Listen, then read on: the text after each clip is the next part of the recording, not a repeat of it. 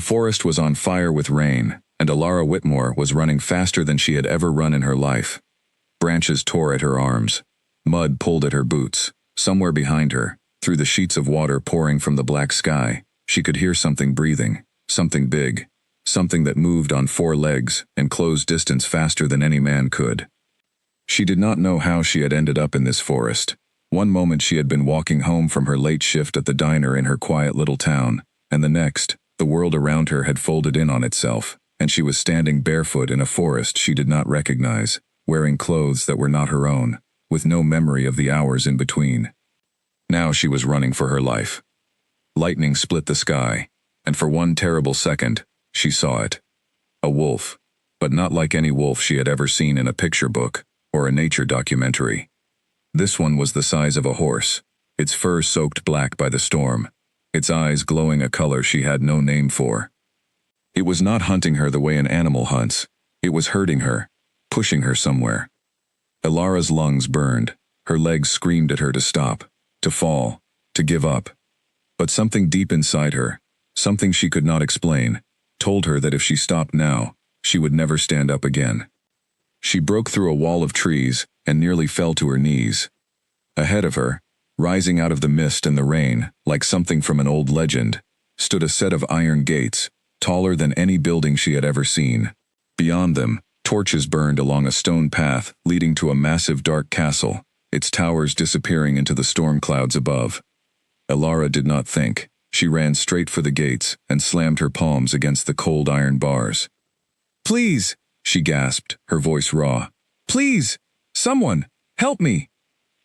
Behind her, the wolf that had been chasing her let out a howl that shook the trees, but it did not come closer. It stopped at the edge of the tree line, as if some invisible wall kept it from stepping onto the path that led to the castle. Alara turned back to the gates, and that was when she saw him.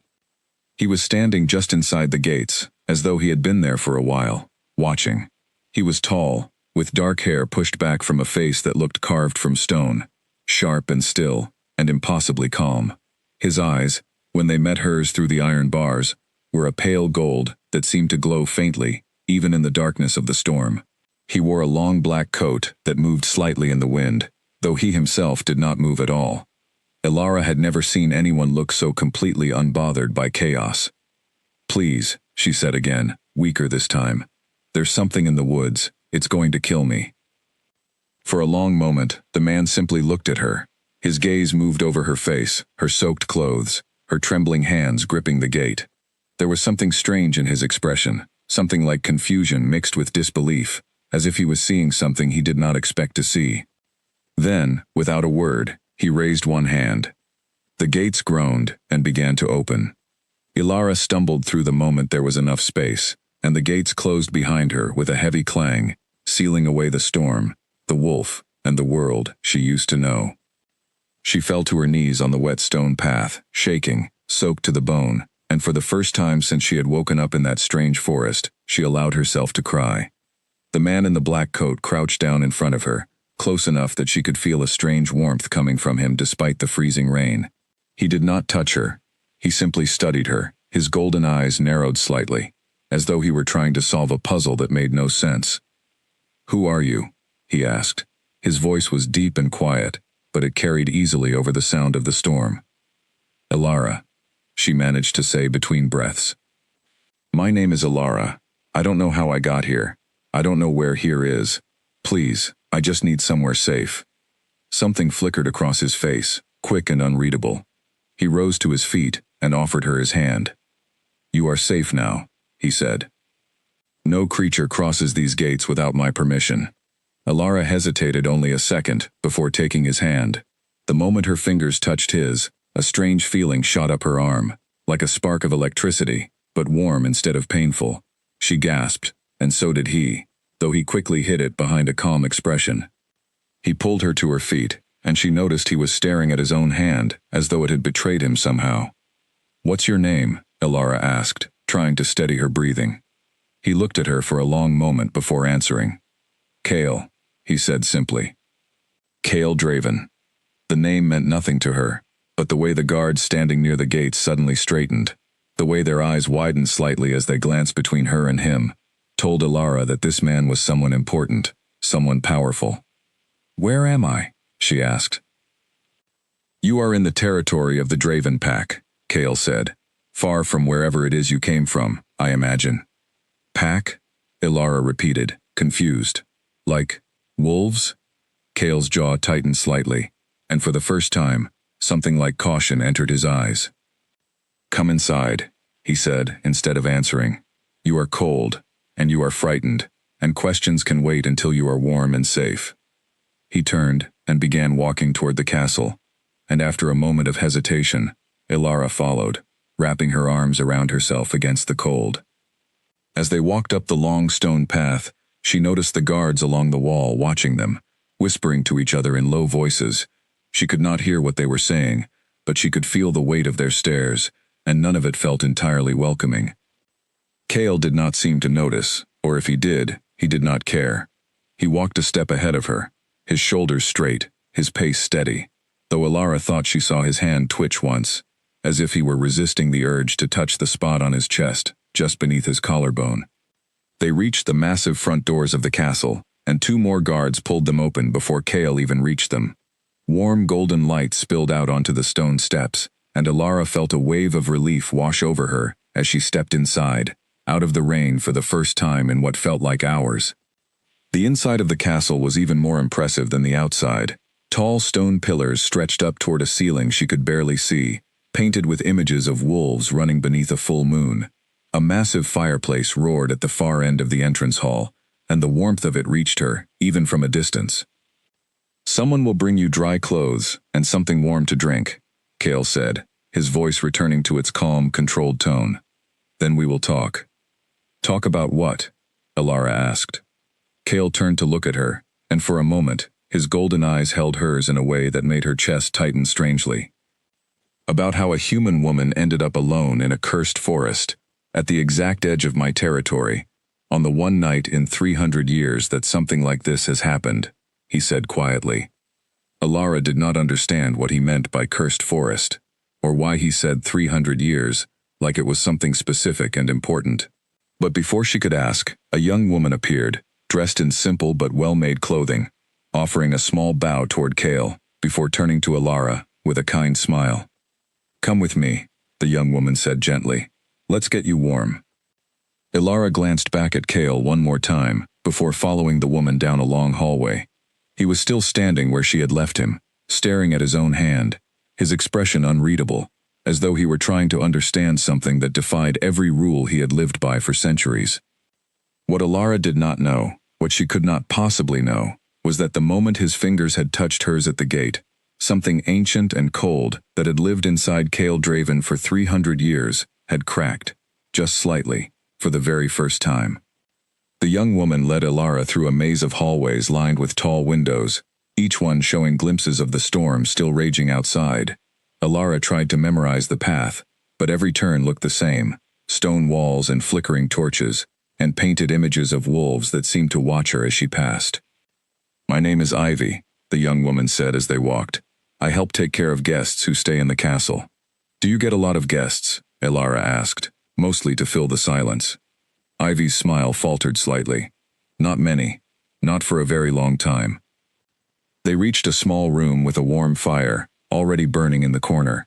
A simple bed sat against one wall, and a chair with folded clothes rested near the fireplace.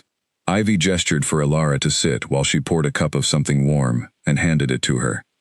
"Drink this," Ivy said. "It will help with the chill." Ilara wrapped her hands around the warm cup gratefully and took a small sip.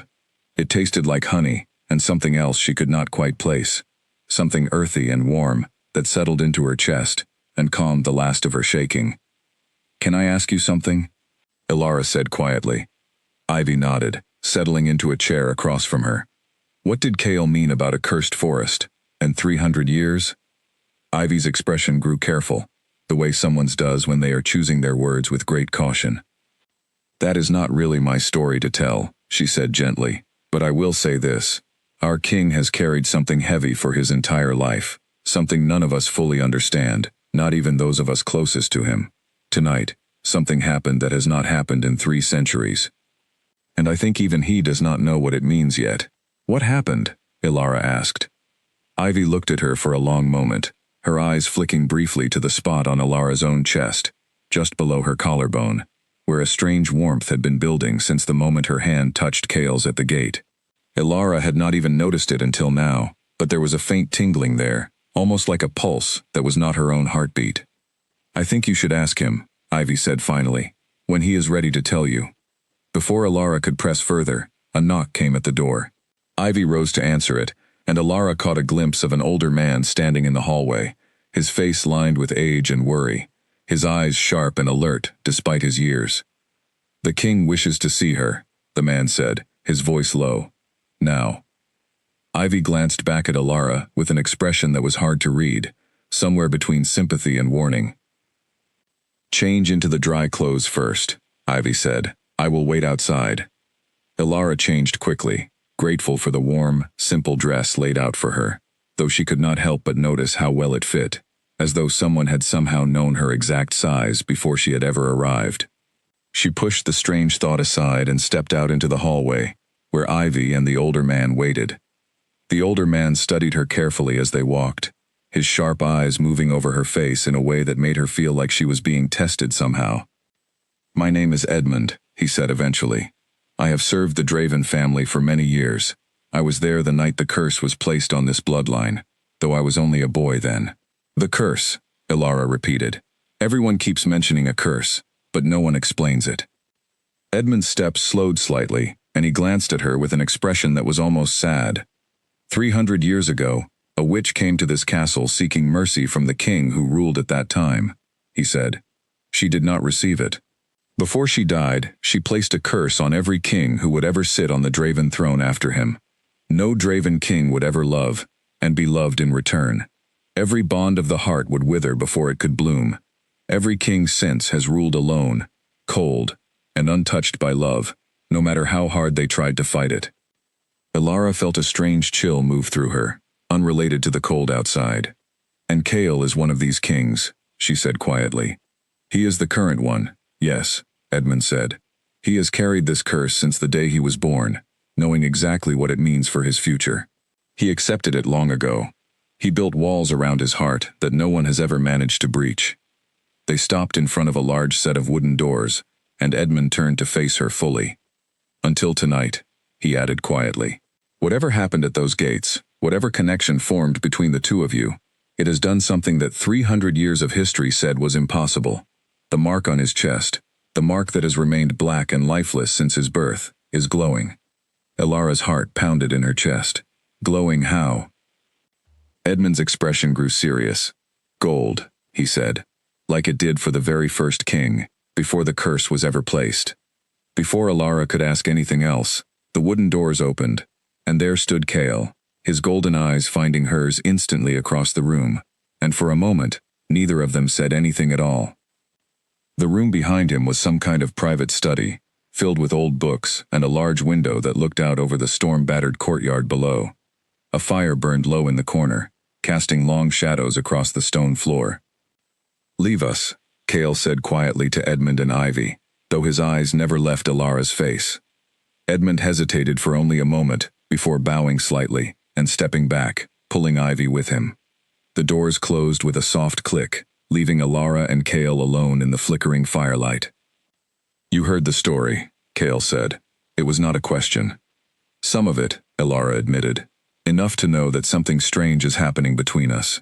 Something Edmund said has not happened in 300 years. Cale moved closer, stopping a few feet away from her. Up close, she could see the faint golden glow beneath the collar of his shirt, pulsing gently, almost like a heartbeat of its own. "I do not know who you are, or how you ended up at the edge of my territory tonight," he said quietly. "But I know what I felt the moment I touched your hand. I have felt nothing, not warmth, not connection, not anything resembling affection, in my entire life. And in one moment, standing at those gates, that changed." Ilara swallowed hard, unsure of what to say. Everything about this night felt impossible, like a dream she had not yet woken from. "What does this mean?" she asked softly. Cale's golden eyes searched her face for a long moment, as though he were trying to find the answer written somewhere in her expression. "I do not know," he admitted, but I intend to find out." What neither of them knew, standing there in the warm firelight with the storm still raging outside, was that far across the kingdom, in a fortress carved from dark stone, another woman was staring out at that very same storm, wearing a ring that had been promised to Kael Draven since the day she was born, completely unaware that everything she believed about her future had just been shattered by a stranger who had arrived at his gates in the middle of the night. The story was only just beginning, and already, nothing would ever be the same again. Morning arrived slowly over the Draven castle, the storm finally breaking into a soft gray drizzle that clung to the windows like a curtain. Elara woke in the small warm room Ivy had given her the night before, disoriented for a moment before the memories of the previous night came rushing back. The forest, the wolf, the gates, Kael. She sat up and looked down at her hands, half expecting to see some kind of mark, or proof that any of it had actually happened. There was nothing visible, but the strange warmth beneath her collarbone was still there, faint but constant, like a small flame that refused to go out. A soft knock came at the door, and Ivy stepped inside carrying a tray of food. "Good morning," Ivy said cheerfully, though there was something careful in her tone. "I hope you slept well." "As well as I could, considering everything," Elara said, managing a small smile. Ivy set the tray down and sat across from her. "The whole castle is talking about you this morning," she said. "Word travels fast here, especially news like this." "News like what exactly?" Elara asked. Ivy hesitated, glancing toward the door, as though checking that no one was listening. "The mark on the king's chest was glowing gold all through the night," she said quietly. "None of the healers have ever seen anything like it. Not even the oldest members of the pack, the ones who remember stories passed down from their grandparents, have heard of the mark doing anything but staying black and lifeless." Elara pulled her knees up to her chest, wrapping her arms around them. "What does it mean exactly?" "Edmund said something about the first king, before the curse.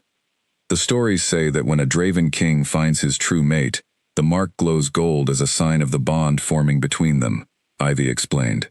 "It happened for the very first king, the one who ruled before the witch placed her curse. Every king since has been born with the mark already black, already broken, because the curse ensures they can never form that bond in the first place. But it's glowing now," Elara said slowly. "Because of me." Ivy nodded, watching her carefully. "Because of you." A heavy silence settled between them. Elara looked down at the tray of food, though she suddenly had no appetite at all. "There's something else," Ivy said after a moment, her voice dropping even lower. "Something you should probably know before you meet anyone else in the castle today." Elara looked up, bracing herself. "The king is promised to someone else," Ivy said gently. "Her name is Selene. She is the daughter of Alpha Griffin Ashworth, leader of a powerful neighboring pack. The engagement was arranged years ago, sealed through an old alliance, meant to prevent war between our two territories. It is not simply a matter of the heart. Entire packs depend on that alliance holding." Elara felt something cold settle in her stomach, an unwelcome contrast to the warmth still glowing beneath her collarbone. "He's engaged," she repeated quietly. "Yes," Ivy said. "And now, for the first time in 300 years, the curse that made this entire arrangement bearable, the curse that meant no Draven king could ever fall in love with anyone, human or wolf, has cracked. Because of you." Elara pressed her hands to her face for a moment, trying to process everything. Just one day ago, her biggest problem had been closing the diner on time before her shift ended.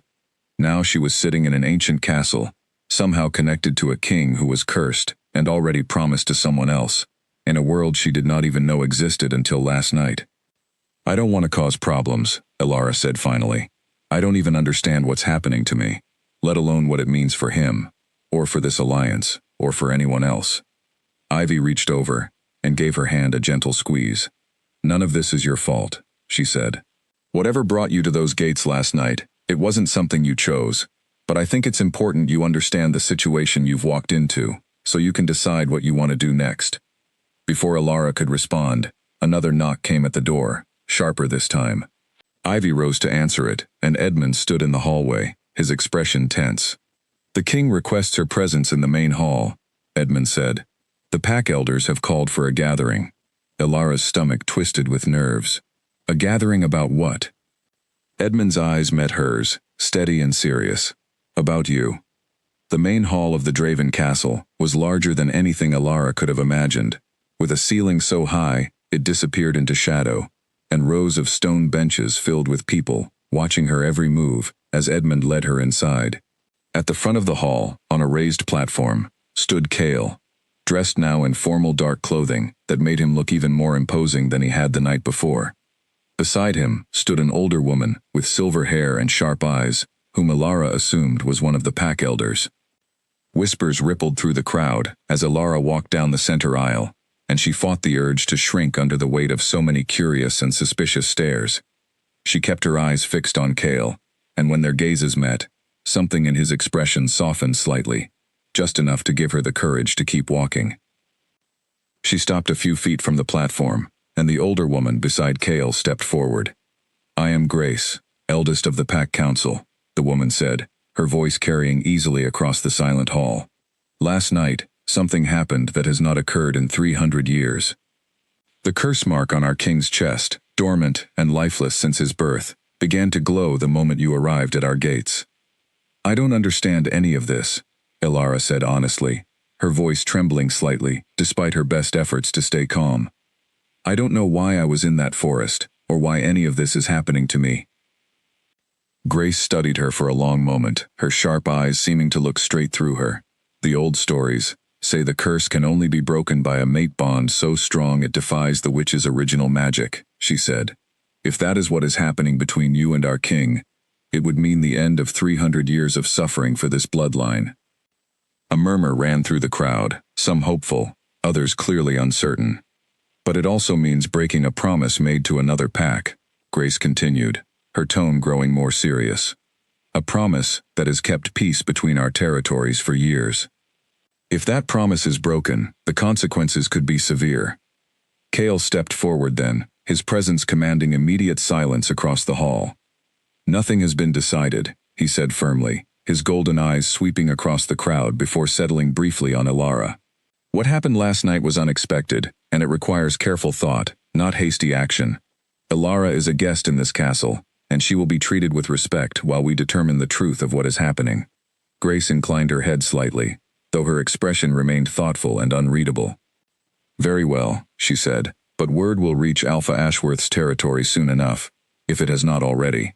This is not something that can remain hidden for long." The gathering ended, not long after, though the whispers and stares continued to follow Elara as she was led out of the hall.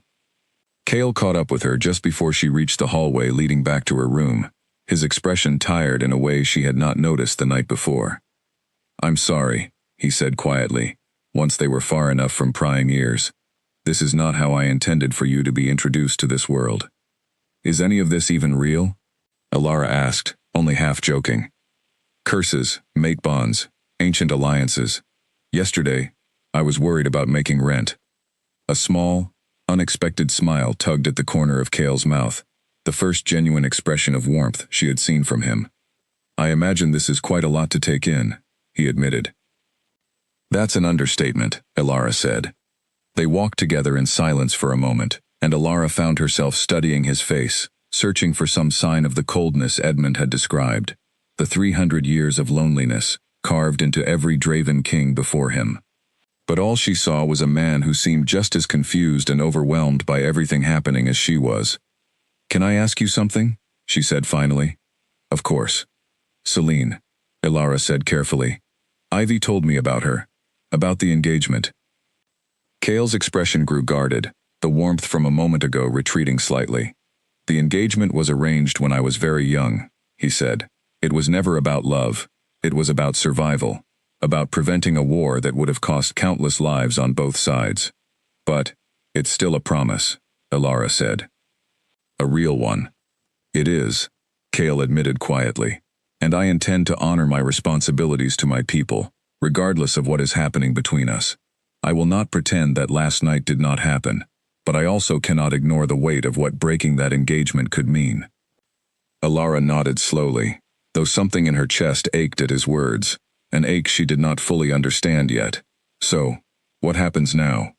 Cale was quiet for a long moment, his golden eyes searching hers, as though the answer might be written somewhere in her expression. "Now," he said finally, "we figure out the truth. About the curse, about you, about what any of this actually means, before either of us makes decisions that cannot be undone." That evening, after Alara had returned to her room and finally managed to eat something, she sat by the window watching the last of the storm clouds clear from the night sky. The strange warmth beneath her collarbone pulsed gently, almost like it was responding to something, though she could not tell what. Down in the courtyard below, she caught sight of Cale standing alone near the edge of the castle walls, staring out toward the mountains in the distance, his shoulders tense despite his usually composed posture. Even from this distance, she could sense the weight he was carrying, the impossible choice now sitting on his shoulders, after 300 years of certainty, had been shattered in a single night.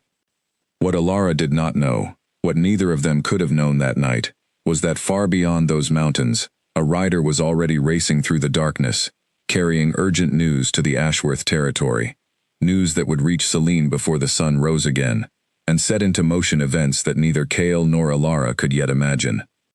The curse had cracked, but the consequences of that crack were only just beginning to spread, quietly, dangerously, like the first ripples of a storm, still gathering strength far out at sea. Selene Ashworth was standing on the training grounds of her father's fortress when the rider arrived, breathless and pale, his horse foaming at the mouth from the hard ride through the night. She lowered her practice blade the moment she saw the look on his face, a look she had learned long ago meant something had gone terribly wrong. "Speak," she said sharply, crossing the yard toward him. The rider dropped to one knee, struggling to catch his breath. "News from the Draven territory, my lady. Something happened last night. Something involving the curse." Selene's stomach tightened. She had grown up hearing stories about the Draven curse, the same way most children in the northern territories grew up hearing tales of monsters under the bed. But this curse was real, and it was the reason her entire future had been decided before she was even born. The reason she was engaged to a man she barely knew, all in the name of peace between two powerful packs. "What happened?" she demanded. "A woman arrived at the Draven gates," the rider said. "A human woman, appearing from nowhere in the middle of the storm. They say the king's curse mark began to glow the moment he touched her hand. Gold, my lady. Not black, like it has always been." Selene felt the blood drain from her face. She had heard the legend 1,000 times, told to her by her own mother, as both a warning and a promise. The mark only glows gold for a true mate bond. It was the one thing that could undo 300 years of carefully built alliances, built specifically around the certainty that no Draven king could ever love anyone. "Does my father know?" she asked, her voice tight. "I came straight to you first, my lady, as you instructed for any news out of Draven territory." Selene nodded slowly, her mind racing. "Good. Say nothing to anyone else yet. I need to think."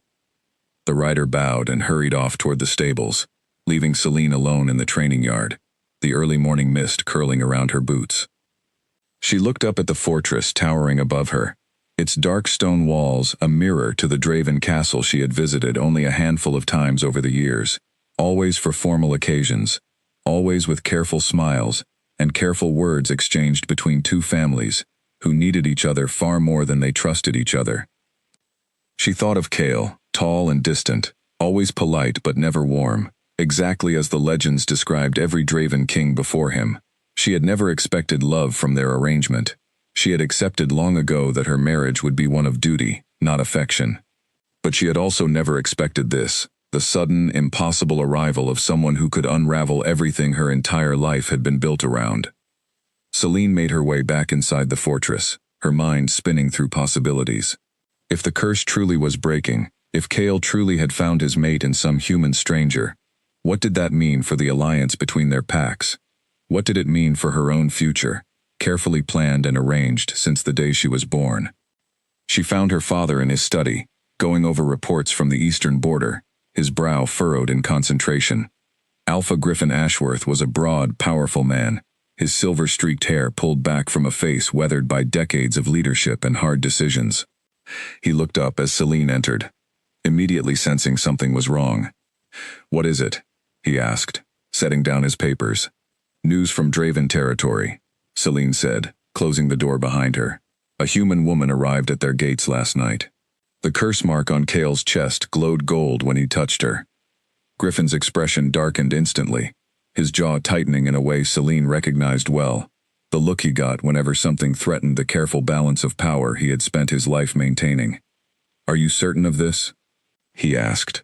The rider was certain, Celine said. "Word is spreading through the Draven pack already. It won't stay quiet for long." Griffin rose from his desk and moved to the window, staring out at the misty mountains separating their territory from the Draven lands. For a long moment, he said nothing at all, and Celine watched the calculations happening behind his eyes, the same sharp political mind that had built their pack into one of the most powerful in the region. "This changes things," he said finally. "What are you going to do?" Celine asked. Griffin turned back to face her, his expression hardened into something cold and determined. "The alliance between our packs was never simply about a marriage," he said. "It was built to prevent war, to secure trade routes, to protect our people from the dangers beyond our borders. If Kale Draven intends to break that alliance over some human stranger, he needs to understand exactly what that decision would cost him." "You would go to war over this?" Celine asked, alarmed. "I would do whatever is necessary to protect our people," Griffin said firmly. "But it need not come to that, not yet. First, we need more information. We need to know exactly what this woman is, where she came from, and whether this bond is truly as unbreakable as the old legends claim." Celine crossed her arms, trying to steady her racing thoughts. "And what do you want me to do?" Griffin studied his daughter carefully, and for a moment, something almost gentle crossed his usually stern expression. "I want you to go to the Draven territory," he said, "as is your right, as is intended. Remind him of his obligations. See this woman for yourself, and find out exactly what we are truly dealing with." Celine's chest tightened at the thought of confronting Kale directly, of facing whatever strange connection had formed between him and this stranger from nowhere. But she nodded, her resolve hardening. "I'll leave within the hour," she said. Griffin nodded approvingly. "Take Nathaniel with you," he said, referring to the head of his personal guard. "I want eyes and ears in that castle beyond just your own." Celine left her father's study with her mind already racing through the journey ahead. The confrontation she knew was coming, and the strange fear settling in her chest that perhaps, for the first time in her carefully planned life, things were about to spin entirely out of her control. Meanwhile, back at the Draven castle, Kale stood in his private study, staring at old texts spread across his desk, ancient records his ancestors had kept about the curse and the witch who had placed it upon their bloodline centuries ago. Edmund stood across from him, patiently helping search through the fragile pages for any clue about what might be happening. "Here," Edmund said suddenly, pointing to a passage written in faded, careful script. "This mentions something about the witch's bloodline. It says her power did not die with her, that it lives on, passed down through her descendants, waiting for the right moment to either complete the curse's original purpose or undo it entirely." Kale leaned over the text, his brow furrowed as he read the ancient words for himself. "You think Alara could be connected to the witch somehow?" "I do not know," Edmund admitted, "but it would explain why the mark reacted the way it did. If she carries even a trace of that ancient power within her, whether she knows it or not, it could be exactly what is needed to break the curse completely." Kale straightened, running a hand through his dark hair, the weight of everything pressing down on him harder with each passing hour. "If that is true, then her arrival here was not simply chance," he said quietly. "Something, or someone, brought her to those gates on purpose. Perhaps," Edmund said, "or perhaps it was the witch's own magic, working across centuries, finally finding its way to complete whatever purpose it was always meant to serve." A knock interrupted their conversation, and one of the castle guards stepped inside, his expression tense. "My king," the guard said, "a rider has arrived from the Ashworth territory. Lady Celine is on her way here, expected to arrive by tomorrow evening." Kale's stomach tightened at the news, though his expression remained carefully composed. He had known this moment would come eventually. That word of what happened would reach Celine and her father sooner rather than later. But knowing it was coming did not make him feel any more prepared to face it. "Thank you," Kale said to the guard, who bowed and left the room. Edmund studied Kale carefully, his expression sympathetic. This will not be an easy conversation, he said. No, Cale agreed quietly. It will not. He thought of Alara, sitting somewhere in this castle right now, completely unaware of the storm of political tension gathering around her, unaware of the woman who was already on her way to confront the strange new reality that had upended 300 years of careful planning in a single stormy night. Cale closed the ancient text in front of him and rose from his desk, moving toward the window that looked out over the darkening courtyard below. Somewhere out there, beyond the mountains, Selene was already traveling toward him, carrying with her the full weight of an alliance built to prevent war, an alliance that now hung more precariously than it ever had before. And somewhere in this very castle, Alara was carrying something inside her that even she did not yet understand, a connection to an ancient power that could either save his bloodline from 300 years of suffering or plunge two powerful packs into a conflict neither of them could afford. The pieces were moving now, quietly but surely, and Cale knew that whatever happened next would shape the future of his kingdom in ways he could not yet fully predict. 2 days passed before Alara was allowed to step outside the castle walls for the first time, and even then, it was only with Ivy walking close beside her and 2 guards trailing a respectful distance behind. The morning air was crisp and cold, the storm clouds finally gone, leaving behind a pale blue sky and mountains dusted with fresh snow. It's beautiful here, Alara admitted, pulling her borrowed cloak tighter around her shoulders as they walked along a stone path that wound through the castle gardens. It is, Ivy agreed, though I imagine it must feel strange, being somewhere so different from your own home. Strange doesn't begin to cover it, Alara said with a small laugh, though there was little humor behind it. 3 days ago, I was worried about paying my electricity bill. Now I'm apparently connected to some ancient curse involving wolves and witches. Ivy smiled sympathetically. For what it's worth, you're handling it better than most people would. They walked in comfortable silence for a while, passing rows of frost-covered flowers and a small fountain that had frozen solid overnight. Alara found herself watching the pack members going about their morning tasks throughout the grounds, some carrying supplies, others training with wooden weapons in a nearby yard. She noticed the way many of them glanced her way, their expressions ranging from curious to openly suspicious. They don't trust me, Alara said quietly. Ivy hesitated before answering.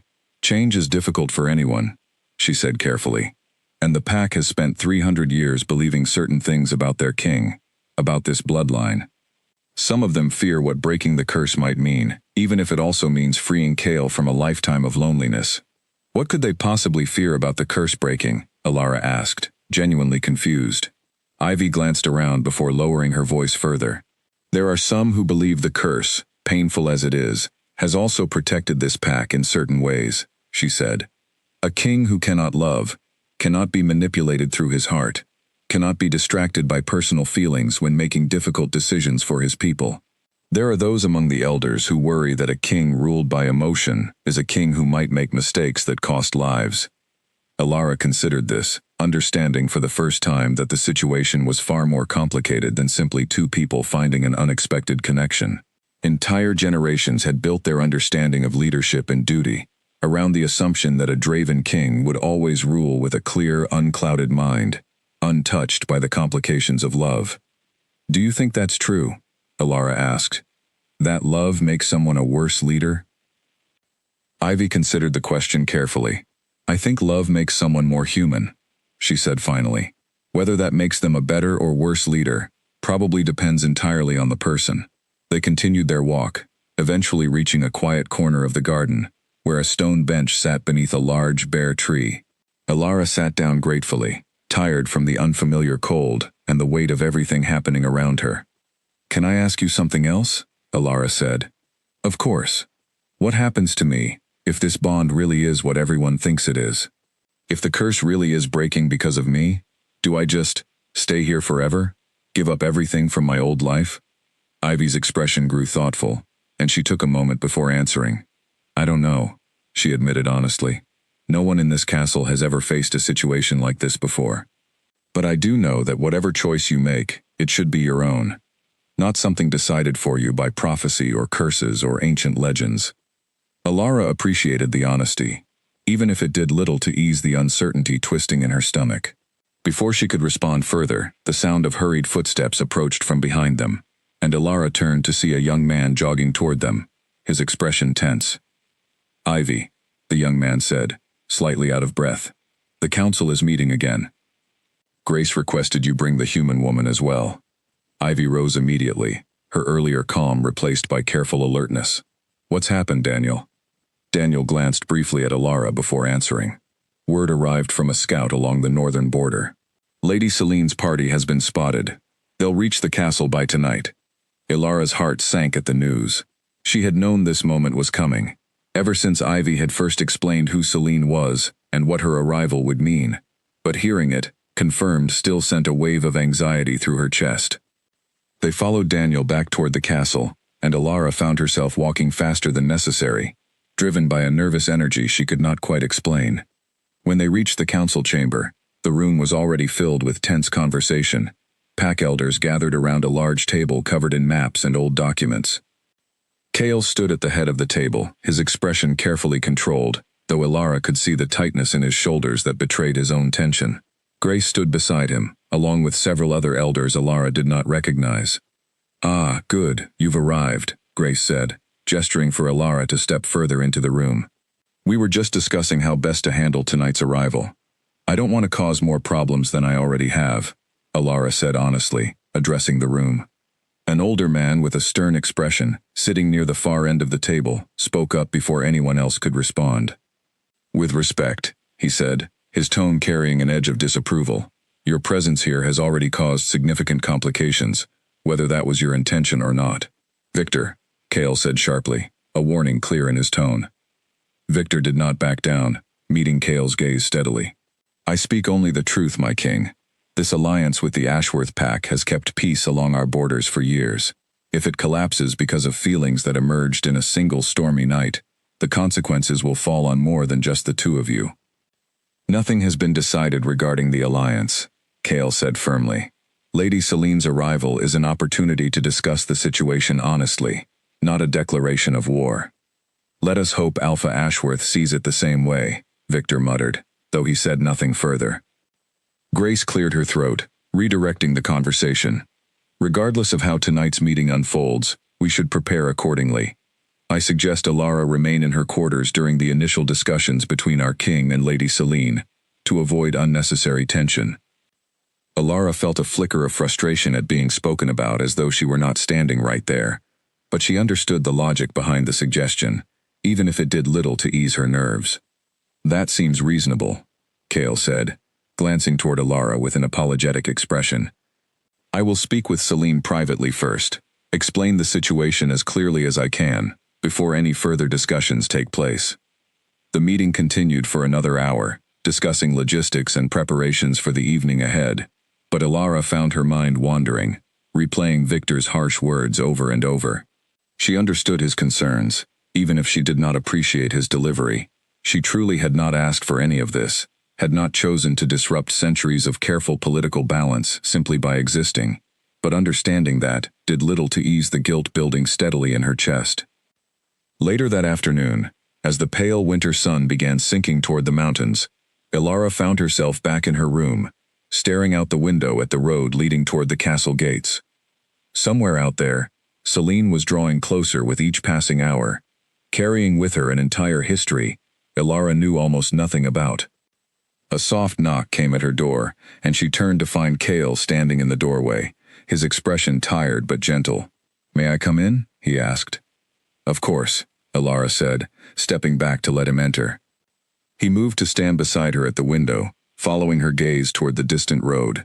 For a long moment, neither of them spoke, the silence comfortable despite the tension hanging over the entire castle. "I wanted you to hear this from me before tonight," Kale said finally. "Whatever happens when Celine arrives, whatever is said or decided, I need you to know that I do not take any of this lightly, not my responsibility to my people, and not whatever this connection is that has formed between us." Alara turned to look at him, studying the sincerity in his golden eyes. "I believe you," she said softly. "I cannot promise you how this will unfold," Kale continued. "I have spent 300 years of my bloodline's history, believing certain truths about my life, about my inability to ever truly love or be loved in return. Having that belief challenged, in such a sudden and unexpected way, is not something I can simply set aside overnight. I understand, Alara said, though the words carried a weight she had not expected them to hold.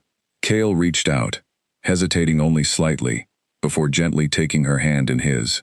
The same warm, electric feeling from their first touch at the gates sparked between them, and Alara watched as the faint glow beneath his collar brightened slightly in response. "Whatever happens," Cale said quietly, "I am glad you found your way to those gates that night." Alara felt her chest tighten with an emotion she could not fully name, something caught between hope and fear, standing at the edge of a decision that would change not only her own life, but the lives of everyone connected to this ancient, complicated curse. Outside, the sun continued its slow descent toward the mountains, and somewhere along the winding road leading toward the castle, Celine Ashworth rode closer with every passing minute, carrying with her questions that demanded answers, and a resolve that would not easily be shaken by whatever strange magic had taken hold within these castle walls. The evening ahead promised to test every careful balance that had held this fragile piece together, and none of them, not Cale, not Alara, not even Celine herself, truly knew what the outcome would be. Celine Ashworth arrived at the Draven Castle, just as the last light of day faded behind the mountains, her horse's hooves echoing sharply against the stone courtyard, as the massive gates closed behind her traveling party. She dismounted with practiced grace, her posture straight and composed despite the long journey, her sharp green eyes immediately scanning the courtyard for any sign of the man she had been promised to since childhood. Cale stood waiting near the entrance of the castle, flanked by Edmund and Grace, his expression carefully neutral despite the storm of thoughts churning beneath the surface. Celine approached him directly, her chin lifted, every inch the composed daughter of a powerful alpha. "Cale," she said, her voice steady, despite the tension clearly written across her face. "Celine," he replied, offering a respectful nod. "Thank you for making the journey. I know it was sudden." "Sudden is one word for it," Celine said, her tone carrying a sharp edge she made no effort to hide. "Rumors travel quickly, Cale, even across mountains. I would rather hear the truth from you directly than piece it together from frightened whispers." Cale gestured toward the castle entrance. "Let us speak privately," he said. "There is much to discuss." Celine glanced briefly toward Nathaniel, her father's guard captain who had accompanied her, giving him a small nod that told him to remain with the rest of her escort. Then she followed Cale inside, her footsteps echoing against the stone floors as they made their way toward his private study, the same room where he had first spoken privately with Alara only days before. Once the doors closed behind them, sealing away the curious stares of guards and servants alike, Celine turned to face him fully, crossing her arms. "Tell me everything," she said. "From the beginning." Cale took a slow breath, gathering his thoughts before speaking. "3 nights ago, during the storm, a woman appeared at our gates," he began. "A human, with no memory of how she came to be in our territory. The moment I touched her hand, the curse mark on my chest, dormant since my birth, began to glow." "Gold," Celine said quietly, "like the legends describe." "Yes," Cale confirmed. Celine was silent for a long moment, processing the confirmation of what she had already suspected since the rider first brought word to her father's fortress. "And what does this mean, exactly?" she asked finally. "For us? For the alliance our families built?" "I do not yet know," Cale admitted honestly. "We are still trying to understand exactly what is happening, whether this connection is truly what the old legends describe, or something else entirely. But you believe it is real," Celine said, studying his face carefully. "I can see it in your expression, Cale. You believe this woman is your true mate." Cale did not answer immediately, and his silence spoke louder than any words could have. Celine exhaled slowly, turning away to look out the window at the darkening courtyard below. "I always knew our marriage would never be built on love," she said quietly. "I accepted that a long time ago, but I never expected to be replaced by a complete stranger who appeared out of a storm, with no explanation for how she got here." "You are not being replaced," Cale said firmly. "Nothing has been decided. I understand the weight of what breaking our engagement would mean, for both our families, for the peace we have worked to maintain." "Do you?" Celine asked, turning back to face him, her green eyes flashing with a mixture of hurt and anger she had clearly been suppressing since her arrival.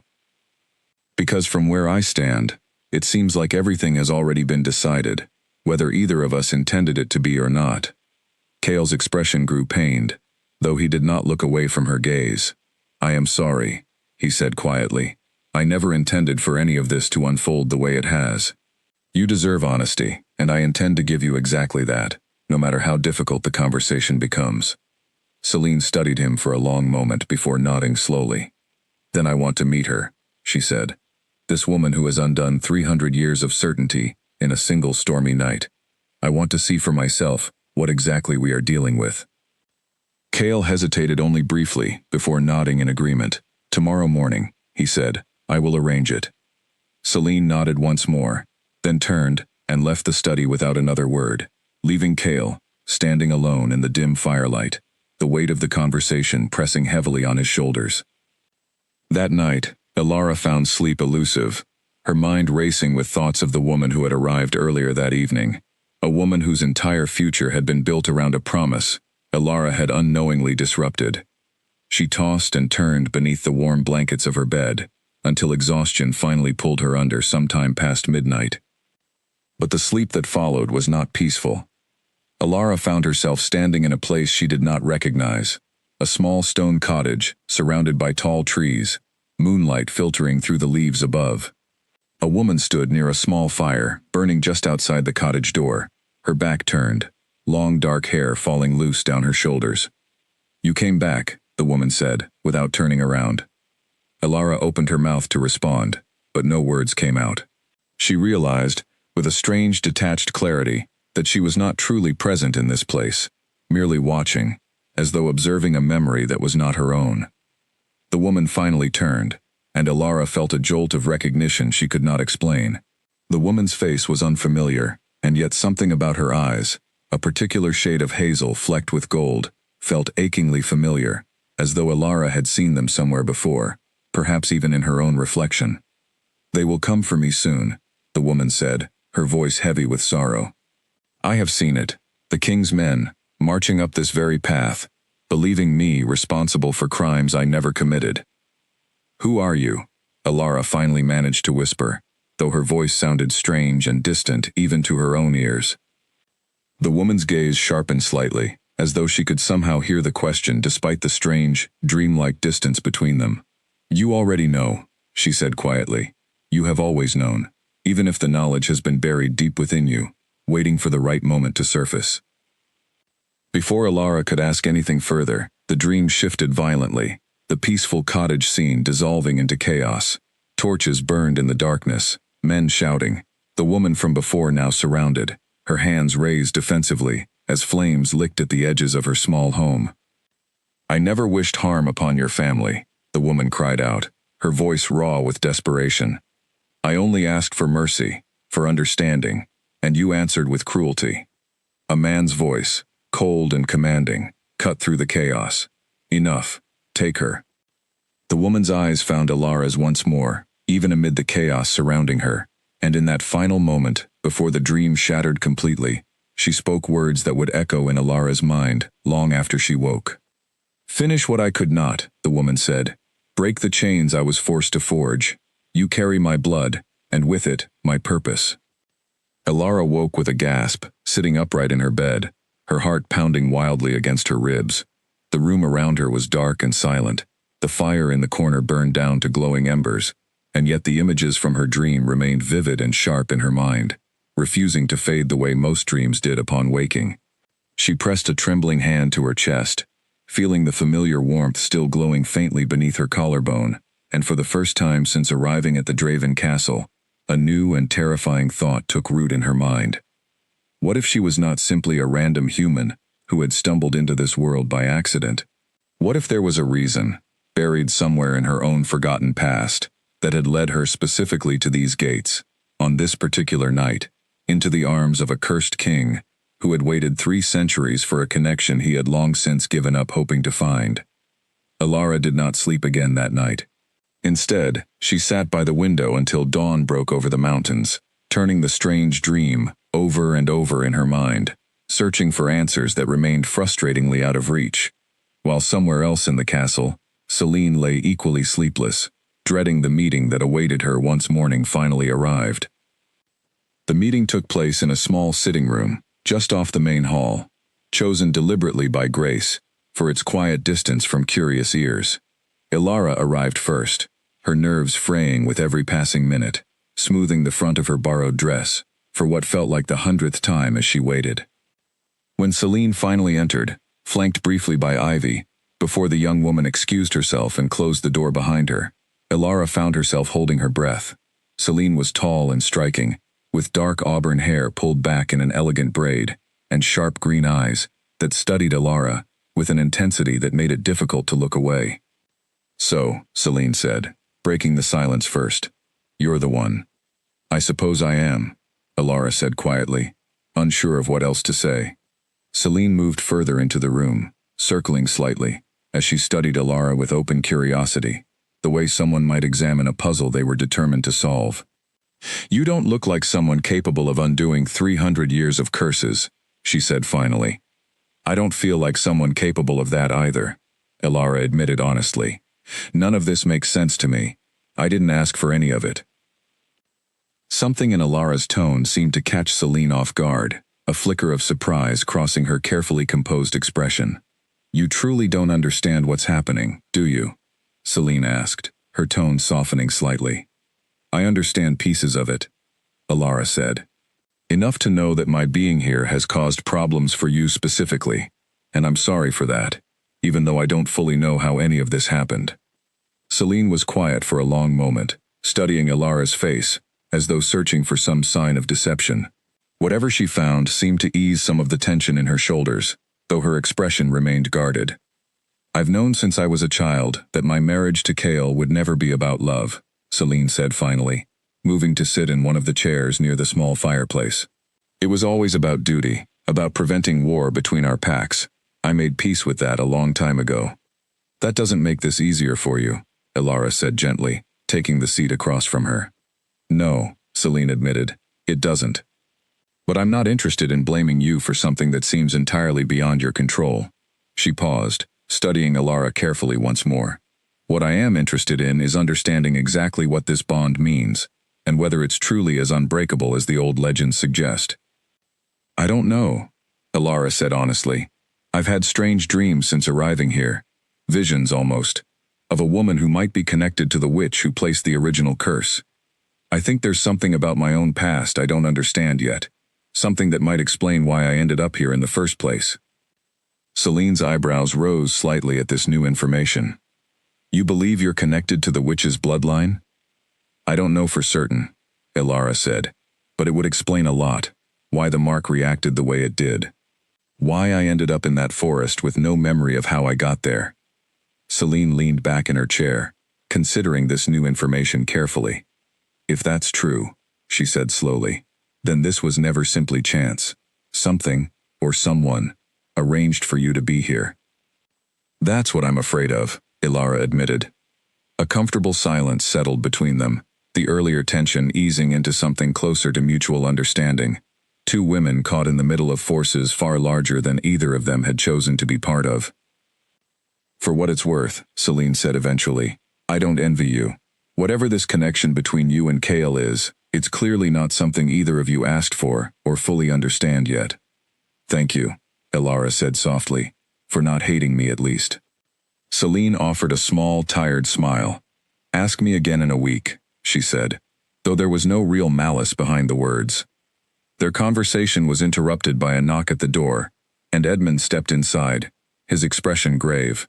"Forgive the interruption," he said, "but there is news that requires immediate attention." "What's happened?" Celine asked, rising from her chair.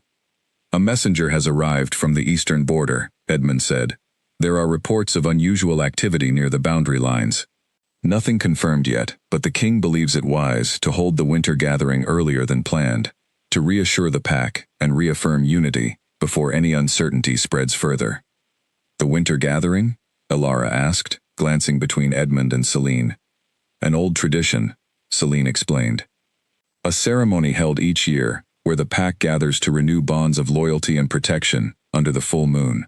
It's meant to strengthen the connection between the Alpha and his people. When is it? Elara asked. 3 days from now, Edmund said. The king wishes for both of you to attend. Celine's expression grew thoughtful, and Elara noticed something shift in her posture, a kind of careful calculation, returning to her sharp green eyes. This could be useful, Celine said slowly. A public gathering, with the entire pack present. If the bond between Cale and Elara truly is as strong as it appears, it will not go unnoticed during a ceremony centered around loyalty and connection. You want to test it, Elara said, understanding dawning. I want the truth, Celine corrected. For all our sakes. The 3 days leading up to the winter gathering passed in a strange blur of preparation and quiet tension. Elara spent much of her time with Ivy, learning about the ceremony and its traditions, while also continuing to search her memory for any clue about her past that might explain the strange visions still lingering in her mind each night. Cale, meanwhile, found himself caught between preparing for the ceremony and managing the growing unease within his council, particularly from Victor, who made no secret of his belief that the entire situation was spiraling dangerously out of control. On the evening of the ceremony, the entire pack gathered in a large clearing just beyond the castle walls, torches lining the perimeter of the space, casting flickering golden light across the gathered crowd. A full moon hung high above them, bathing the clearing in silver light that mixed strangely with the warm glow of the torches. Elara stood near the edge of the gathering, dressed in a simple but elegant gown Ivy had helped her prepare, her nerves fraying with each passing minute as she watched the pack members settle into position around a raised stone platform at the center of the clearing. Cale appeared at the edge of the platform, dressed in formal ceremonial robes that made him look every bit the powerful king his people needed him to be. Beside him stood Grace, ready to lead the ceremony, and a short distance away, Celine watched with careful, calculating eyes. Grace raised her hands, and the gathered crowd fell silent almost instantly. Tonight, under the full moon, we renew the bonds that hold our pack together, Grace announced, her voice carrying easily across the clearing. Bonds of loyalty, of protection, of unity that have carried this kingdom through 300 years of hardship. The ceremony began with traditional chants Elara did not understand, the pack members' voices rising and falling, in rhythmic unison, that sent a strange shiver down her spine. She watched as Cale stepped forward, his hand raised as ancient words were spoken, calling upon the strength of the moon and the bonds of his ancestors. And then, without warning, the mark beneath Elara's collarbone flared to life, with sudden, undeniable heat, drawing a gasp from her lips, loud enough that several nearby pack members turned to look at her with wide eyes. Cale's own reaction was immediate and unmistakable. He staggered slightly, his hand flying to his chest, as golden light began pulsing visibly beneath the fabric of his ceremonial robes, bright enough now to be seen even from a distance. The chanting faltered and stopped entirely, as the entire gathered crowd fell into stunned silence, every eye turning first to their king, and then, following the direction of his own gaze, to Elara, standing at the edge of the clearing. It cannot be denied any longer, Grace said quietly, though her voice carried easily in the sudden silence. The bond is real, undeniable, complete. Elara felt every eye in the clearing turn toward her, and beneath the weight of all those stares, she caught sight of Celine standing perfectly still near the platform, her expression unreadable as she watched the golden light continue to pulse brighter and brighter beneath Cale's robes, the final confirmation of everything they had all feared and hoped for in equal measure. The winter gathering that was meant to reaffirm old traditions had instead become the moment that shattered 300 years of certainty entirely, and as the golden light finally began to settle into a steady, constant glow, Elara understood with sudden, terrifying clarity that there would be no going back from this moment, not for her, not for Cale, and certainly not for the fragile peace that had held two powerful packs together for generations. The clearing emptied slowly after the ceremony ended, pack members whispering among themselves as they made their way back toward the castle, casting glances over their shoulders at Elara, as though she were something between a miracle and a warning. Cale remained on the platform for a long moment after the crowd dispersed, his hand still pressed to his chest, where the golden light had finally settled into a steady, quiet glow beneath his robes. Elara found herself frozen at the edge of the clearing, uncertain of what to do next, until Ivy appeared beside her and gently guided her back toward the castle, away from the lingering stares of pack members still processing what they had witnessed. Celine did not follow the crowd back to the castle. Instead, she remained standing near the stone platform long after everyone else had left, staring at the spot where the golden light had pulsed so undeniably bright only minutes before. Nathaniel approached her cautiously, his expression uncertain. "My lady," he said quietly, "should we prepare to leave in the morning?" Celine did not answer immediately, her mind working through the full weight of what she had just witnessed. Whatever doubts she might have secretly held about the strength of the bond between Cale and Ilara had been completely erased in that single moment beneath the full moon. "No," she said finally, "not yet. There is still much to discuss before we leave." She found Cale later that evening in his private study, standing near the window with a glass of untouched wine in his hand, his expression heavy with thought. He turned as she entered, and for a long moment neither of them spoke. "You saw what happened," Cale said finally. "I saw," Celine confirmed, closing the door behind her. "The entire pack saw. There's no denying it now, is there?" "No," Cale admitted quietly. "There isn't." Celine moved further into the room, her earlier composure cracking slightly, to reveal the raw frustration underneath. "Do you have any idea what this means?" she asked. "Not just for us, Cale, but for everything our fathers built together?"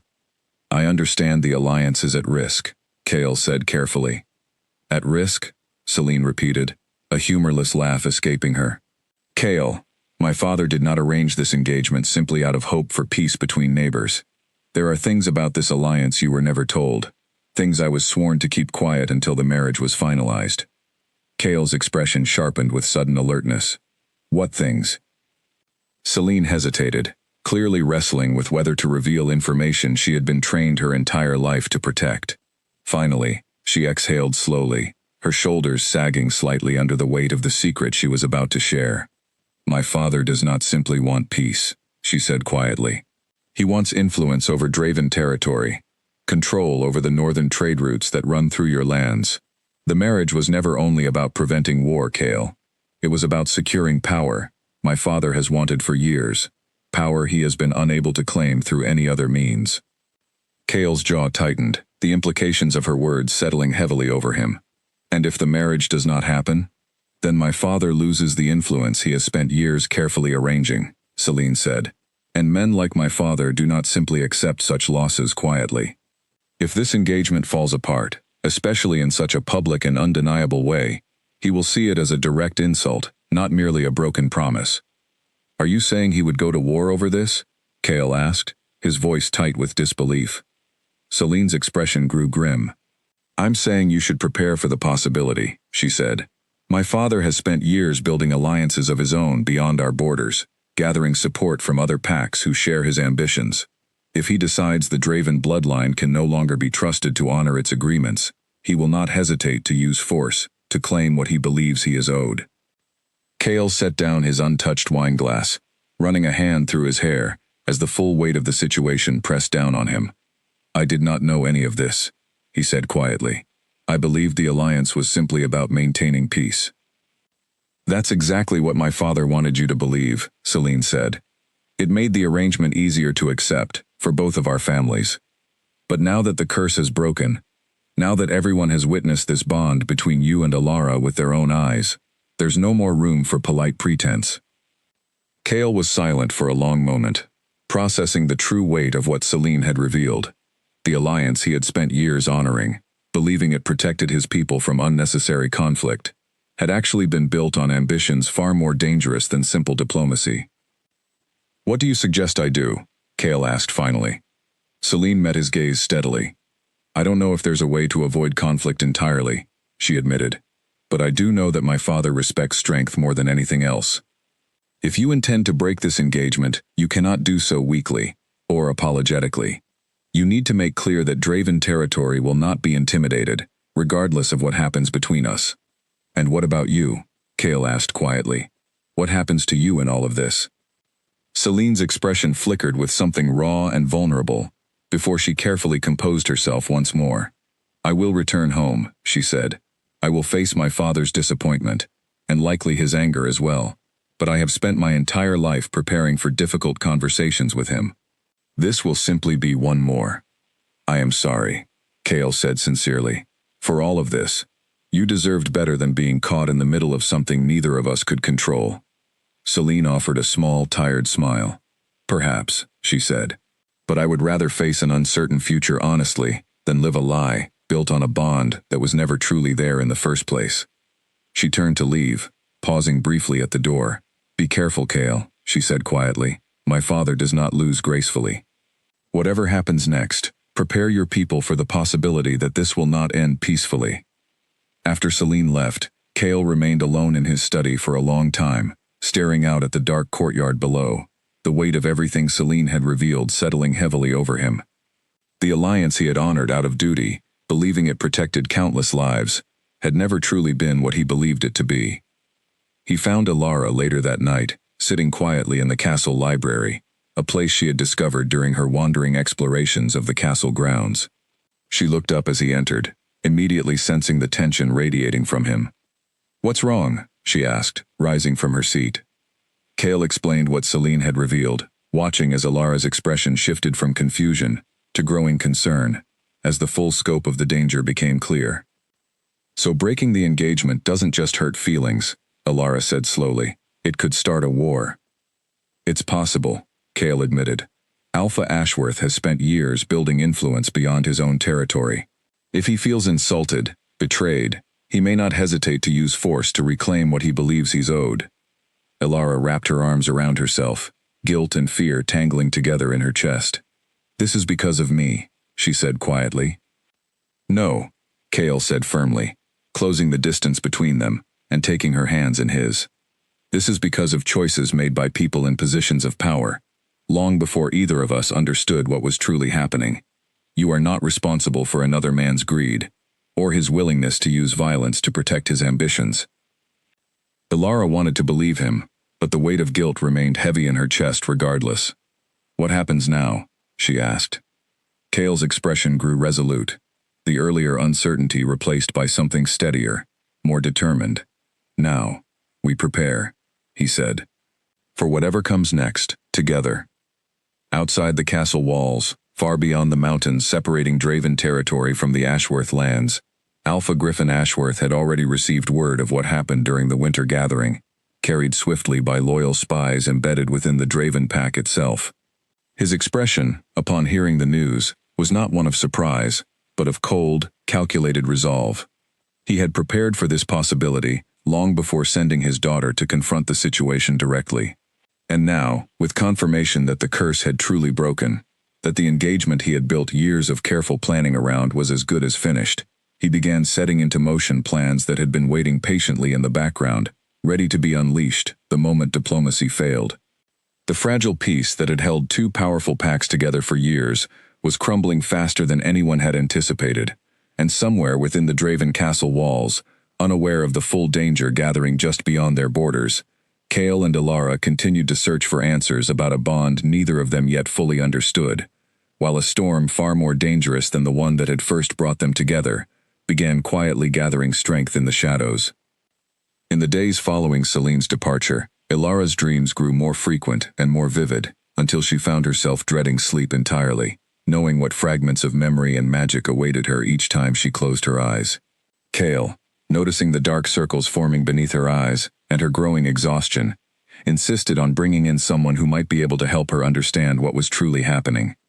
Her name was Sophie, an elderly woman who lived on the outskirts of Draven territory, known throughout the pack as someone with knowledge of old magic that predated even the curse itself. She arrived at the castle on a gray, overcast morning, her sharp eyes studying Alara carefully the moment they were introduced. You carry something old within you, Sophie said without preamble, settling into a chair across from Alara in a quiet corner of the castle library. I felt it the moment I stepped through these gates. I've been having dreams, Alara admitted. Visions, almost, of a woman I don't recognize, but who feels somehow familiar. Sophie nodded slowly, unsurprised by this information. May I? She asked, gesturing toward Alara's hands. Alara hesitated only briefly before extending her hands, allowing Sophie to take them gently in her own weathered palms. The old woman closed her eyes, her expression growing distant and focused as several long moments passed in silence. Finally, Sophie opened her eyes, releasing Alara's hands with a small, knowing sigh. "You carry the blood of the witch who cursed this bloodline 300 years ago," she said quietly. "I am certain of it." Kale, who had been standing quietly near the window during the conversation, straightened immediately. "You're certain?" he asked. "As certain as I can be about such things," Sophie said. "The magic within her is old, and it has been dormant for a very long time, likely suppressed or hidden deliberately, though I cannot say by whom or why." Alara felt a chill move through her, despite the warm fire burning nearby. "How is that possible?" she asked. "I grew up in a completely different world. My parents, my whole life, none of it ever mentioned anything like this." "Magic does not always announce itself clearly," Sophie said gently. "Sometimes it waits, patiently, for the right circumstances to awaken it. Perhaps your family history includes knowledge that was deliberately hidden from you, for reasons that may have seemed protective at the time." "What does this mean?" Kale asked. "For the curse? For what's happening to her?" Sophie's expression grew serious. "The original witch's curse was born from pain and betrayal," she explained. "But curses such as these are rarely permanent by design. They often carry within them the seeds of their own undoing, waiting for someone connected to the original caster to complete what was left unfinished." "Complete it how?" Alara asked, her voice tight with growing apprehension. "That I cannot say for certain," Sophie admitted. "But I suspect the visions you have been experiencing are not random. They are likely memories, fragments of the witch's own experience, being passed down through her bloodline to you, perhaps in an attempt to guide you toward understanding what must be done." Alara pressed her hands against her face for a moment, overwhelmed by the weight of everything Sophie was describing. "So I'm supposed to finish something she started 300 years ago," she said. "But I don't even know what that means." "Perhaps the answer lies within the visions themselves," Sophie suggested. "If they continue, pay closer attention to the details, the location of her cottage, the words she spoke, any specific mention of how the curse might be undone completely, rather than simply weakened through a mate bond." That night, exhausted but determined, Alara allowed sleep to claim her once more, focusing her mind on Sophie's advice as she drifted into the familiar, dreamlike world of her visions. This time, the dream began differently. She found herself standing not outside the small cottage, but inside it, surrounded by shelves lined with jars of dried herbs and old, leather-bound books. The woman from her previous visions sat at a small wooden table, carefully writing something by candlelight, her expression tight with worry. "They grow closer, with each passing day," the woman murmured to herself, though Alara understood somehow that she was meant to hear these words clearly. "I must finish this before they arrive." Alara moved closer, watching as the woman's quill moved swiftly across aged parchment, the words themselves blurring and shifting in the strange logic of the dream, refusing to be read clearly, no matter how hard Alara tried to focus on them. What are you writing? Alara asked, though she knew from previous dreams that the woman could not truly hear her, not directly. As if in response anyway, the woman paused, setting down her quill and pressing a hand to her chest, exactly where Alara's own mark burned warm beneath her collarbone. "A curse born from anger cannot be undone by anger," the woman said softly, almost to herself. "Only a bond stronger than the pain that created it can break these chains completely. Blood calling to blood, love answering betrayal. That is the only path forward." The woman looked up then, and for the first time in Alara's visions, their eyes met directly, the strange, dreamlike distance between them collapsing entirely. "You must understand," the woman said, her voice suddenly clear and direct, speaking to Alara across the impossible gap of 300 years. "The mate bond alone is not enough to fully break this curse. It weakens the chains, yes, proves that love can still exist within this bloodline. But to shatter the curse completely, the descendant of my blood, meaning you, must willingly offer what I was never given a chance to offer myself." "What is that?" Alara asked, her heart pounding wildly even within the confines of the dream. "Forgiveness," the woman said simply. "Not for the king who wronged me, for he is long since dead and beyond such things, but for the bloodline itself, for the suffering they have carried through the centuries, suffering that mirrors the pain I once felt myself. Only when that forgiveness is offered freely, sealed through sacrifice given willingly, rather than taken by force, will the curse shatter completely and forever. Sacrifice? Elara repeated, fear creeping into her voice. What kind of sacrifice?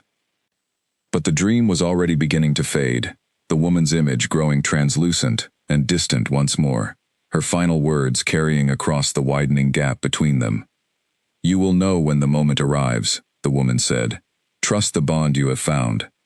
It is stronger than you yet realize. Elara woke with a violent gasp, sitting upright so quickly that her vision swam for a moment before settling. The first light of dawn was creeping through her window, and her entire body trembled with the weight of what she had just witnessed. She found Cale already awake, standing in the hallway outside her room, as though some instinct had drawn him there, even before she called out. His expression shifted to immediate concern the moment he saw her face. What happened? He asked, moving quickly to her side. Elara relayed everything from the dream, watching as Cale's expression grew increasingly troubled with each detail she shared, particularly the mention of sacrifice required to fully break the curse. I don't like this, Cale said firmly, once she had finished. Whatever this sacrifice is meant to be, I will not allow you to pay a price that endangers your life. I don't think I have a choice, Elara said quietly. This connection between us, this bond, it's already unraveling 300 years of magic. I think whatever happens next is going to happen whether either of us chooses it or not. Cale pulled her gently into his arms, and Elara allowed herself the small comfort of resting against his chest, listening to the steady beat of his heart beneath the warm glow of the mark that connected them both. We will figure this out together, Cale said firmly. Whatever sacrifice this curse demands, we will find another way, or we will face it together, but you will not face it alone. Elara wanted desperately to believe him, but somewhere deep within her, in the part of her mind still touched by the ancient witch's fading presence, she carried a quiet, unshakable certainty that the choice ahead would not be so simple, and that the coming days would test the strength of their bond, in ways neither of them could yet fully imagine. Outside the castle walls, unseen and unheard by either of them, riders were already approaching from the eastern border, carrying grim news that would soon make Sophie's warnings about sacrifice feel far more urgent and immediate than either Cale or Elara could have anticipated. The riders arrived just after sunrise, their horses exhausted and lathered with sweat from the hard journey through the night. Edmund met them at the gates personally, his expression turning grave as he listened to their urgent report, before hurrying toward the castle to find Cale. My king, Edmund said, finding Cale already awake in his study, going over defense plans that had been drafted in the days following Celine's departure. Scouts report movement along the eastern border, a significant force, gathering just beyond Ashworth territory, moving in our direction. Cale's expression hardened immediately. How large a force? Larger than anything Alpha Ashworth could raise alone, Edmund said grimly. It appears he has called upon allies from beyond his own pack, exactly as Lady Celine warned might happen. Cale rose from his desk, moving quickly toward the window that overlooked the eastern horizon, though the mountains blocked any direct view of the approaching threat. How much time do we have? Scouts estimate they will reach our borders within 2 days, perhaps less if they push hard, Edmund said. I have already begun rallying our warriors, but I fear we are outnumbered, my king, significantly. Cale's jaw tightened, the weight of leadership settling heavily across his shoulders. Gather the council, he said. We need to prepare, immediately. Word of the approaching threat spread quickly through the castle, and by midday, the entire pack had been mobilized, warriors sharpening weapons and reinforcing the outer walls, while Grace and the other elders worked alongside Cale to coordinate a defense that would somehow have to hold against a force significantly larger than their own. Elara found Cale in the council chamber, surrounded by maps and hushed, urgent conversation, and she felt her stomach twist with dread as she absorbed the full scope of what was happening. This is because of me, she said quietly, once she managed to catch Cale alone for a brief moment. Because I broke the engagement, because the curse broke, because of everything that's happened since I arrived. This is because Griffin Ashworth chose greed and ambition over peace, Cale said firmly, taking her hands in his own. None of this falls on your shoulders, Elara. Please, believe that. But even as he spoke the words, Elara could see the exhaustion and worry etched deeply into his expression, the weight of protecting his entire pack pressing down on him with crushing intensity. She thought of Sophie's warning, of the sacrifice mentioned in her dream, and a cold, creeping certainty began forming in her mind about what might be required to end this conflict before more lives were lost. Over the following day, preparations continued at a frantic pace. Warriors trained in the courtyard, reinforcements were called in from smaller Draven settlements scattered throughout the territory, and the castle itself was transformed into something resembling a fortress braced for siege. Elara spent much of her time helping wherever she could, though she felt largely useless amid the organized chaos of war preparation. That night, unable to sleep despite her exhaustion, she found herself once again drawn into a vision, though this time it felt different, more urgent, as though the witch's presence within her mind understood the danger now closing in around them. She stood once more in the small cottage, though this time the woman was not calm, but frantic, gathering items hastily into a small satchel, as shouts echoed faintly from somewhere beyond the cottage walls. "They come faster than I anticipated," the woman said, her voice tight with fear. "I had hoped for more time, but time is not a luxury I am afforded." "What do I do?" Elara asked, her own voice carrying clearly this time, the connection between them stronger than it had ever been before. The woman paused, looking directly at Elara, with an expression that mixed sorrow and fierce determination. "When the moment comes, when the battle reaches its most desperate point, you must offer yourself completely," she said. "Not your life, not in the way you fear, but your will, your intention, freely given to bind the curse's undoing to an act of true, selfless love, rather than violence or vengeance." "I don't understand," Elara said, frustration creeping into her voice. "You will," the woman said gently. "When the moment arrives, you will understand exactly what must be done. Trust the bond. Trust him. And trust yourself, above all else." Elara woke abruptly, the first light of dawn already creeping through her window, and she understood with sudden clarity that the day of reckoning had finally arrived. She dressed quickly and made her way toward the castle walls, where she found Cale, already standing among his warriors, watching the horizon with a grim, focused expression. "They've been spotted," Cale said, without turning as she approached, sensing her presence instinctively now through the bond that connected them. Less than an hour away, Elara moved to stand beside him, looking out at the distant horizon, where, even now, she could make out the faint outline of an approaching force, banners snapping in the wind above rows of warriors marching steadily closer. "What happens now?" she asked quietly. "Now, we defend our home," Cale said firmly, "and we hope that reason prevails before too much blood is shed on either side." But as the Ashworth forces drew closer throughout the morning, it became increasingly clear that reason held little sway over Griffin Ashworth's determination to reclaim what he believed he was owed. By midday, the battle had begun in earnest, warriors clashing along the outer walls of the Draven castle, the sounds of conflict echoing across the once peaceful territory. Elara watched from a protected position within the castle, her heart pounding with fear for Cale's safety, as he led his warriors from the front lines, exactly as a true Alpha King was expected to do. Hours passed in a blur of chaos and tension, the Draven forces holding their ground admirably, despite being significantly outnumbered, though the strain of the ongoing conflict was clearly beginning to take its toll. As the sun began sinking toward the horizon, casting long shadows across the battlefield, Elara felt the mark beneath her collarbone begin to pulse with sudden, urgent intensity, and she understood instinctively that the moment Sophie and the witch's vision had warned her about was finally arriving. She made her way through the castle, ignoring Ivy's protests as she hurried toward the outer walls, driven by a certainty she could not fully explain, but trusted completely nonetheless. She found Cale near the main gates, exhausted and battle-worn, coordinating a final defensive push against Griffin Ashworth's forces, who showed no signs of retreating, despite the significant losses on both sides. "Elara, you shouldn't be out here," Cale said urgently, the moment he spotted her approaching.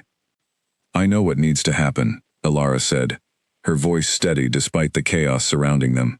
"I understand now what the witch meant in my visions." Cale's expression grew alarmed.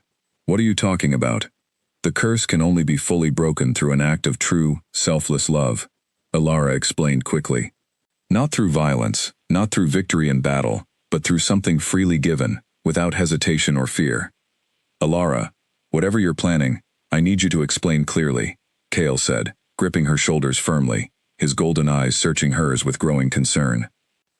Before Alara could respond, a horn sounded from beyond the gates, signaling the approach of Griffin Ashworth himself, riding forward under a banner of temporary truce, clearly intent on delivering some final ultimatum before the battle resumed in full force. There isn't time to explain everything, Alara said quickly, but I need you to trust me completely, Kale.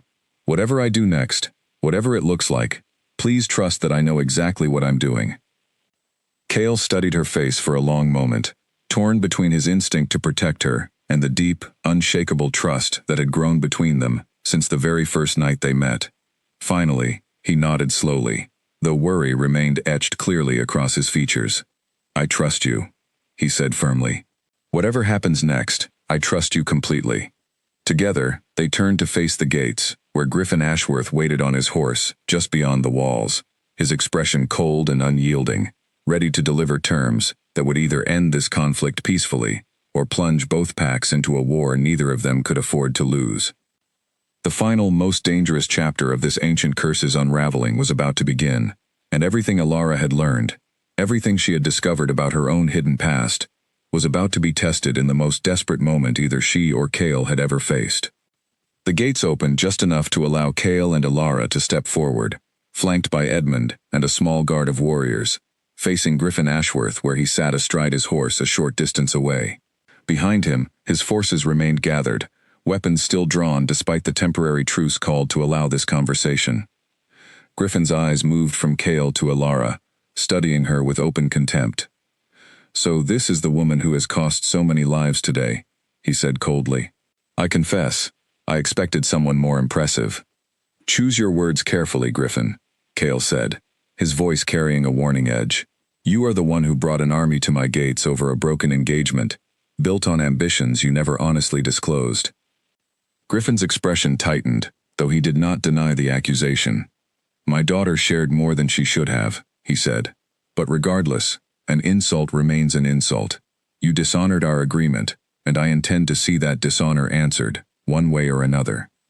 There has already been enough bloodshed today, Alara said, stepping forward before Kale could respond, her voice steady, despite the fear pounding through her chest.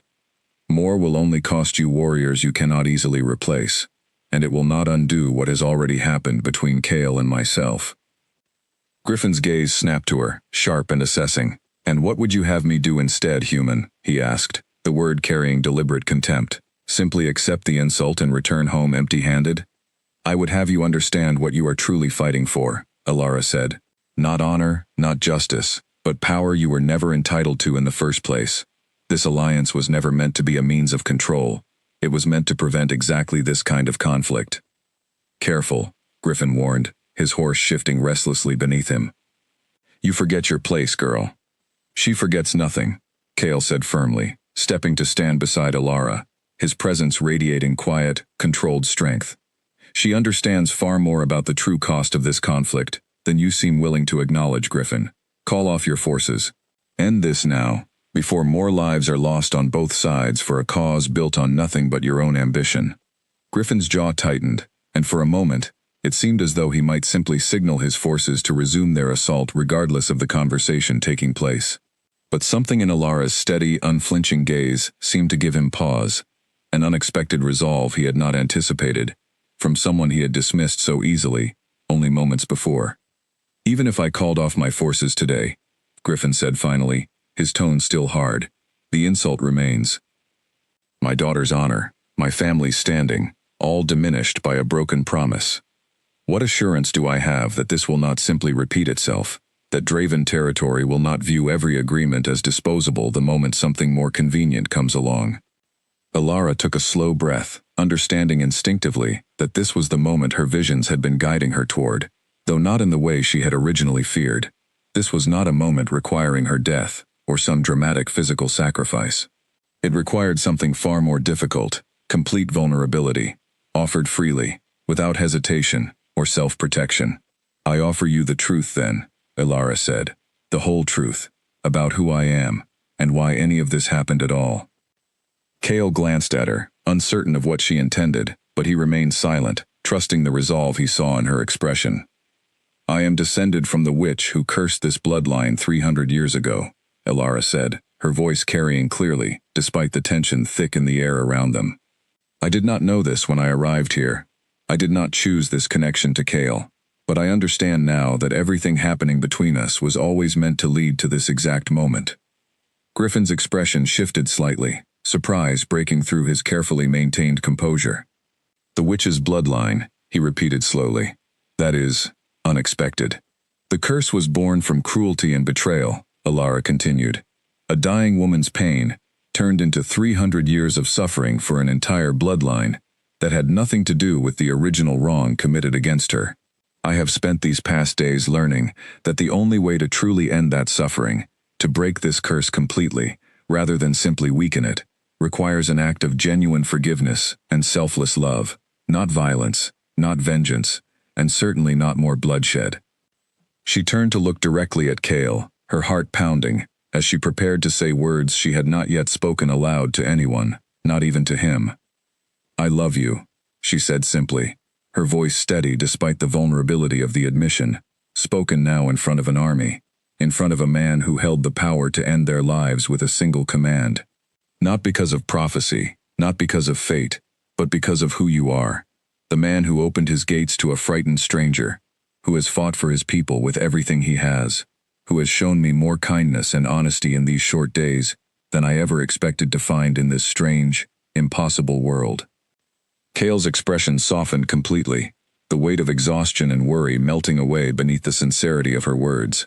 He reached for her hand, and the moment their fingers intertwined, the mark beneath both their chests flared with sudden, brilliant golden light, bright enough that even Griffin's warriors, gathered a distance away, gasped audibly at the sight.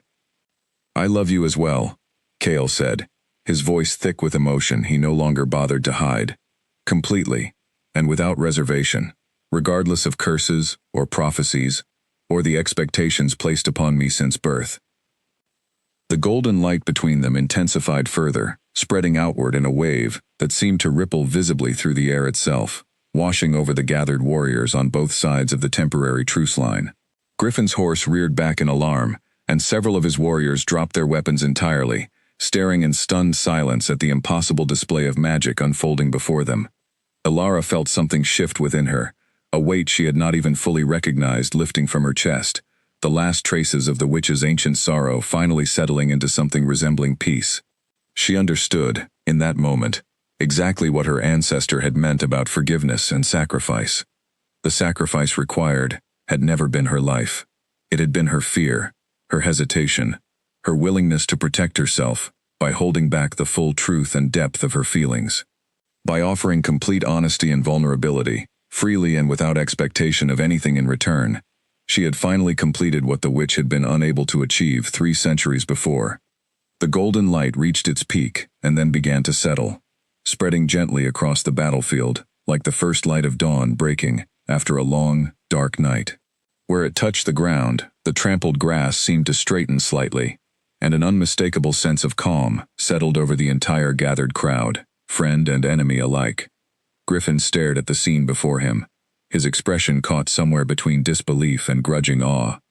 What is this?" he demanded, though the anger in his voice had noticeably diminished. "The curse," Edmund said quietly, stepping forward with tears in his old eyes.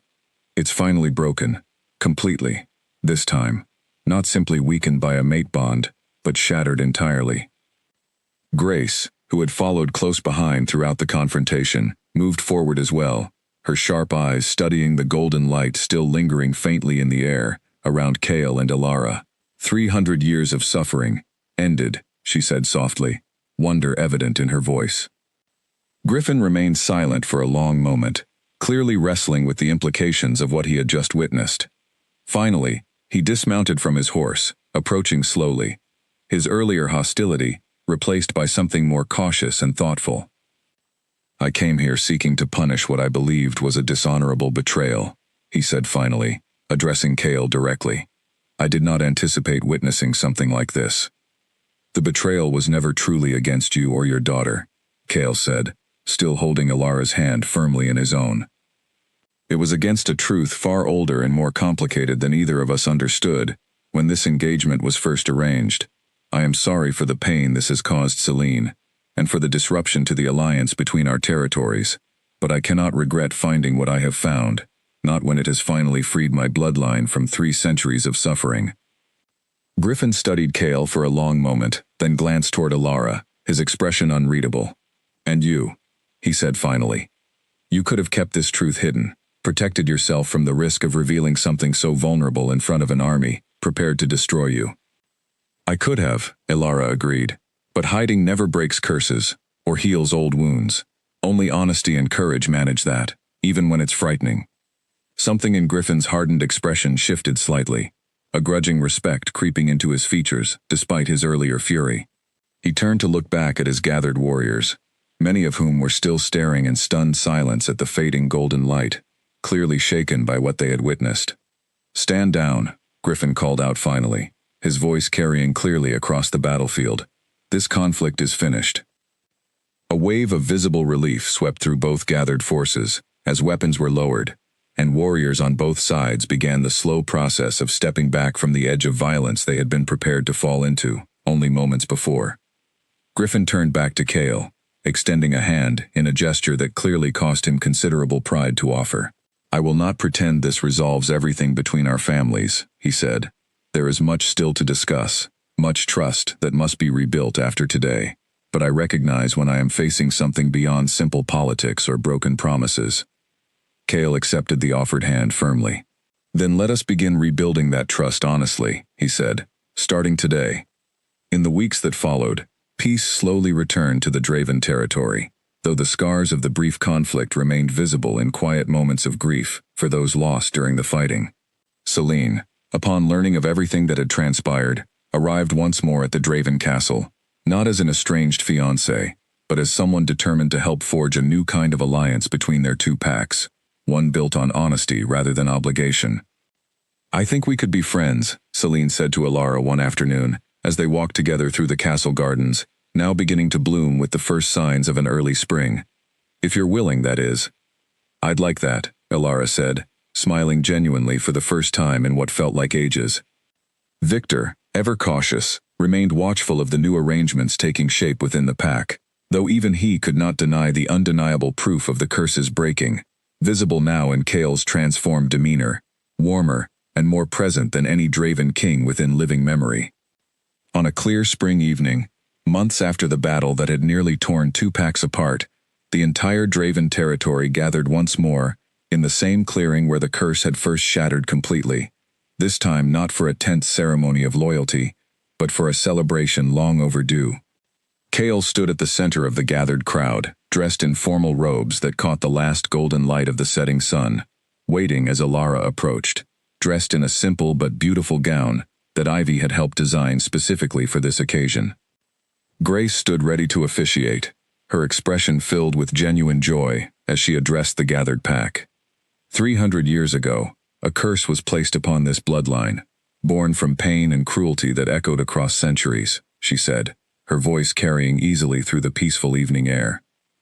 "Tonight, we celebrate not only the breaking of that curse, but the union of the 2 people whose courage and love finally set this kingdom free." Chaol took Alara's hands in his own, his golden eyes filled with a warmth that would have seemed impossible to every king who came before him, trapped for so long beneath the weight of an ancient cruel spell.